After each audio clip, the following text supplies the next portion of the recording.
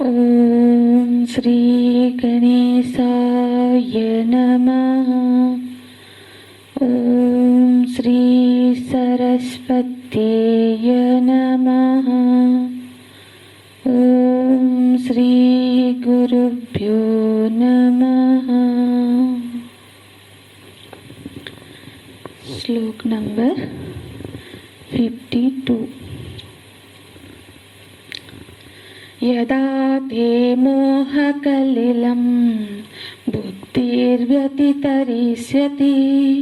तदा गन्तासि निर्वेदं श्रोतव्यस्य श्रुतस्य च श्रोतव्यस्य श्रुतस्य च। अब इस 52वें श्लोक में भगवान इस योग बुद्धि के जो प्रकरण का उपसंहार करते हैं। तो योग बुद्धि के जो अंतिम फलश्रुति बताते हैं इस श्लोक में भगवान कि ये जो योग बुद्धि है ये सांख्य बुद्धि की योग्यता प्रदान करता है। मतलब यहाँ योग बुद्धि और सांख्य बुद्धि की ये बीच की कड़ी है।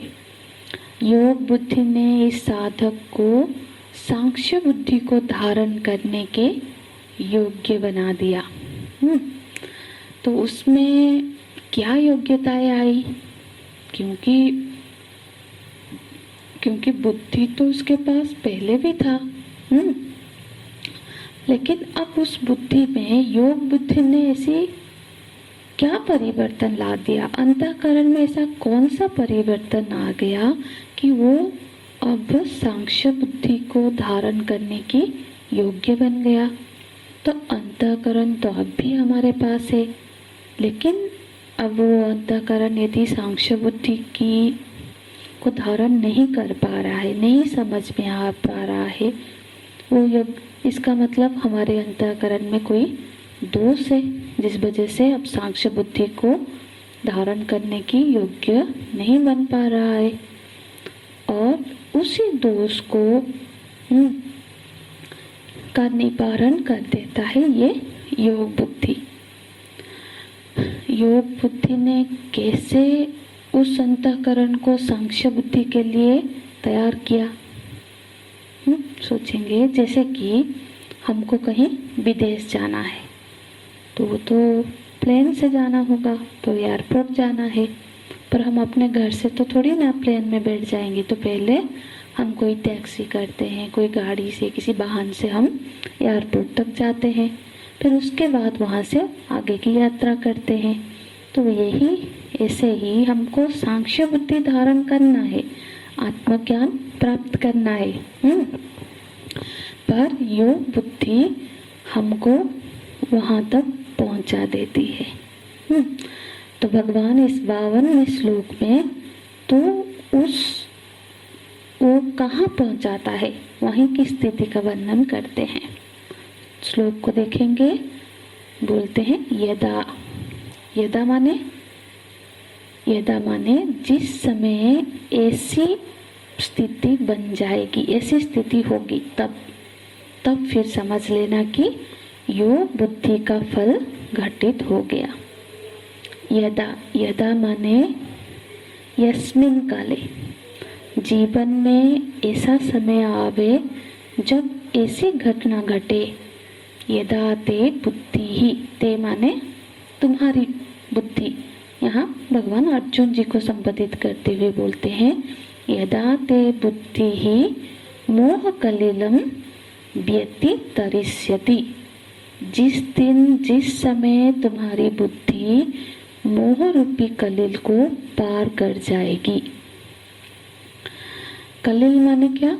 कलिल माने कीचड़, जो सारे कीचड़ है।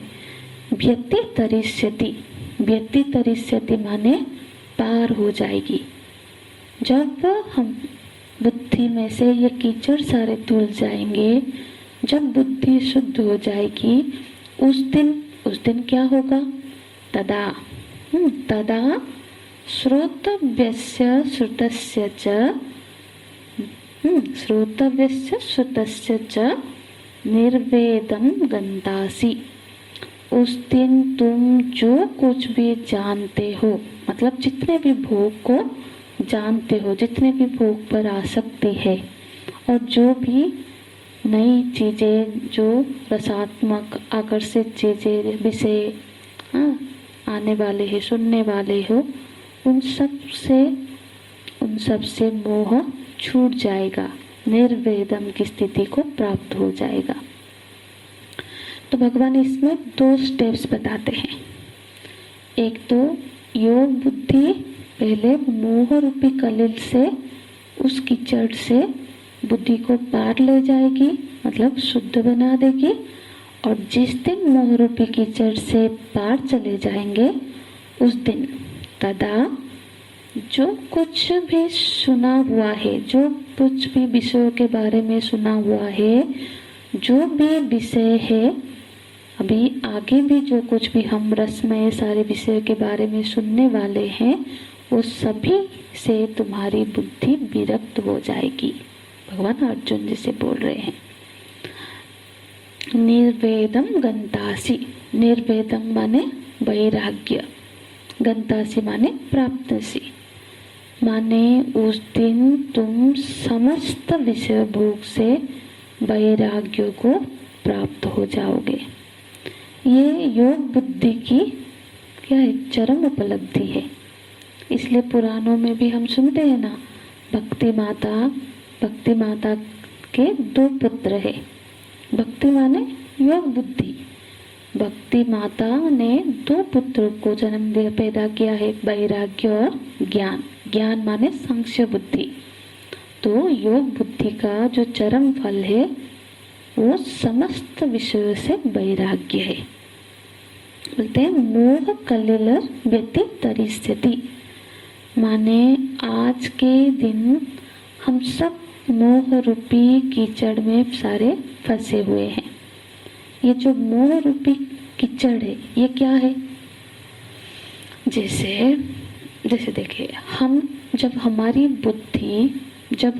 बुद्धि हमारे नहीं चाहते हुए भी विषय की ओर खींचे चली जाए, अभिमुख हो जाए, विवेक होने पर भी, पूरी समझदारी होने पर भी, जब हम विषय की ओर खींचे चले जाए, हमारे भीतर कोई ऐसी चीज है जो ये कर रहा है, और वही है ये मोह कलिल। माने लाख सत्संग करने के बावजूद, लाख समझ होने के बावजूद भी कोई एक चीज हमारे अंदर है जो इस कोई विषय की होती, कोई संबंध के प्रति, किसी व्यक्ति के प्रति, किसी वस्तु के प्रति हमारे चित्त को खींच ले जाता है। तो कौन है वो? तो बुद्धि के ऊपर जो पड़ा हुआ एक पर्दा है, भगवान उसी को बोलते हैं मोह कलिल। भगवान भाष्यकार इसकी व्याख्या करते हैं, अभिवेक रूपम कालुष्यम। यह कालुष्य है, जिसने आत्मा अनात्मा का विवेक को ढक दिया है और अंतःकरण को विषय के प्रति प्रवृत्त कर दिया है।